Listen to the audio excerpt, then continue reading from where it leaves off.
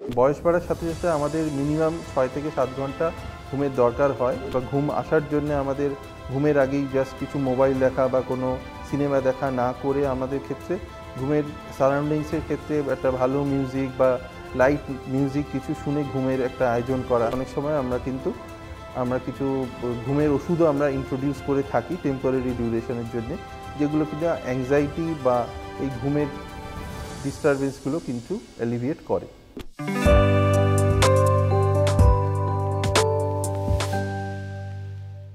নমস্কার, welcome to ডাক্তারবাবু YouTube channel. আমি ডক্টর শিবাজি ফৌজদার, general physician, MD medicine.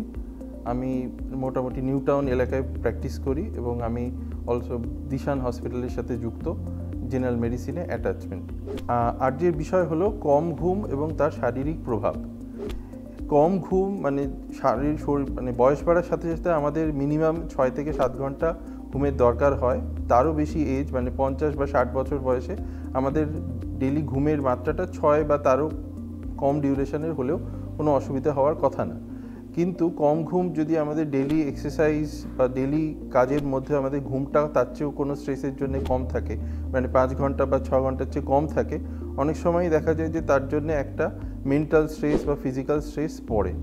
Physical স্ট্রেসের ক্ষেত্রে দেখা যায় যে কম ঘুমের সাথে একটা যারা নাইট শিফট করে বা ডাইনাররা বা জেট ল্যাগের একটা শিকার হয় অনেকে, সেক্ষেত্রে দেখা যায় যে টেম্পোরারিলি কিছু লোকের ব্লাড প্রেশার বাড়তে দেখা গেছে বা মেন্টাল স্ট্রেসের জন্য কিছু ওয়ার্ক রিলেটেড ইস্যু, যেরকম মানে কর্মক্ষেত্রে যে মনোসংযোগ তার একটা অভাব, সেই জিনিসগুলোও কিন্তু দেখা যায়।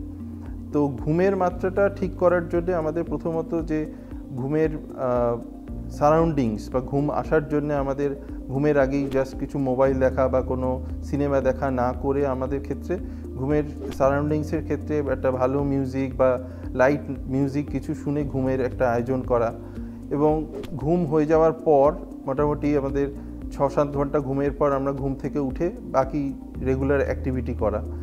এছাড়াও যদি ঘুমের তাতেও না হয়, অনেক সময় আমরা কিছু ঘুমের ওষুধও আমরা ইন্ট্রোডিউস করে থাকি টেম্পোরারি ডিউরেশনের জন্য, যেগুলো কিনা অ্যাংজাইটি বা এই ঘুমের ডিস্টারবেন্সগুলো কিন্তু অ্যালিভিয়েট করে। এই ধরনের আরও ইনফরমেটিভ ভিডিও পেতে আপনারা ডাক্তারবাবু ইউটিউব চ্যানেল সাবস্ক্রাইব করবেন, এবং আমার সাথে যদি সরাসরি যোগাযোগ করতে হয় তাহলে নিচে দেখানো নাম্বারে আপনারা ফোন বা যোগাযোগ করতে পারেন। নমস্কার।